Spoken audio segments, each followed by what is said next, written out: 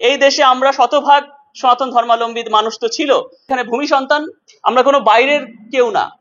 গেরুয়া পতাকা সনাতন ধর্মের প্রতীক, এই কারণে সনাতন ধর্মাবলম্বী সকল মন্দিরের উপরে গৈরিক পতাকা থাকে প্রাচীন কাল থেকে। আপনি সনাতন ধর্মাবলম্বী যত মন্দির দেখবেন সব মন্দিরের উপরে, প্রাচীন মন্দির জগন্নাথ মন্দির সহ সব বড় মন্দিরের গৈরিক পতাকা থাকে। গৈরিক পতাকা, গৈরিক রং যেহেতু ত্যাগ বৈরাগ্যের প্রতীক, এই কারণে সন্ন্যাসীরাও সেটা ধারণ করে এবং মন্দিরের উপরেও থাকে। তো ওইখানে কোনো ওই ওই যে যেই পতাকাটা আমরা যে ভিডিওটা দেখেছি, যে গৈরিক পতাকা আর জাতীয় পতাকা বলা হচ্ছে, কিন্তু সেই ভিডিওতে আমরা স্পষ্ট দেখছি যে ওই পতাকার মধ্যে জাতীয় পতাকা লাল সবুজ আছে, ঠিক আছে, তার মধ্যে চাঁদ তারা খচিত। আপনারা সবাই যারা ওই ভিডিওটি দেখেছেন, তাহলে আমাদের বাংলাদেশের পতাকার মধ্যে কি চাঁদ তারা খচিত? তাহলে এই চাঁদ তারা খচিত পতাকা যে ওখানে স্থাপন করছে, তাকে আগে খুঁজে বের করা দরকার যে কে আমার বাংলাদেশের পতাকাকে অপমান করে চাঁদ তারা খচিত পতাকা ওই নিউ মার্কেটে বসিয়েছে। তাহলে এই তাকে না, তাহলে এই বিষয়টা তাকেও আগে ধরা দরকার। আর ওটা আলাদা, ওই গৈরিক পতাকা যারা লাগাইছে আলাদা একটা স্ট্যান্ডে তারা লাগাইছে, আমরা তো সেটাকে সমর্থন করি না কোন রকম।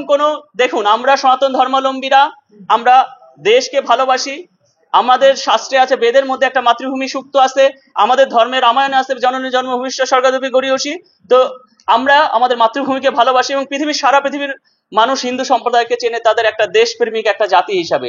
তো এই কারণে আমরা কোনো দেশদ্রোহী কোনো কাজ আমাদের অন্তত হিন্দু সম্প্রদায়ের মধ্যে আমরা করি না। 71 সালেও আপনারা দেখেছেন এই কারণে কোনো হিন্দু সম্প্রদায়ের মধ্যে কোনো দেশদ্রোহী কোনো মানুষজন ছিল না। তো সার্বিকভাবে আমাদের এই আন্দোলন, আমি বলবো আপনাদের যে 8 দফার আন্দোলন আমাদের অধিকারের আন্দোলন। আমরা চাই এই দেশে আপনি একটা সাধারণভাবে চিন্তা করেন, এই দেশে আমরা শতভাগ সনাতন ধর্মাবলম্বী মানুষ তো ছিল, সেই মানুষগুলো কমতে কমতে আজকে 7.95% 22 সালের সরকারি আমরা রিপোর্টে দেখি। তাহলে এভাবে কমে যাচ্ছে। 21 সালের প্রথম আলোর একটা রিপোর্টে আপনি দেখবেন যে 50 বছরে 75 লক্ষ হিন্দু সম্প্রদায়ের সংখ্যা কমে গেছে। তাহলে একটা দেশে এইভাবে জ্যামিতিক হারে যে কমে যাচ্ছে, এটা রাষ্ট্রের উচিত যে কি করে তাদের রক্ষা করা। তো সেই বিষয়গুলো আপনাদেরও মানবিক বোধ থেকে আপনারাও বিষয়গুলো আমরা চাইবো, মানে আপনারাও বিষয়গুলো প্রচার করবেন যে আমরা এখানে এই ভূমি, আমরা এখানে যে আছি, আমরা এখানে ভূমি সন্তান, আমরা কোনো বাইরের কেউ না।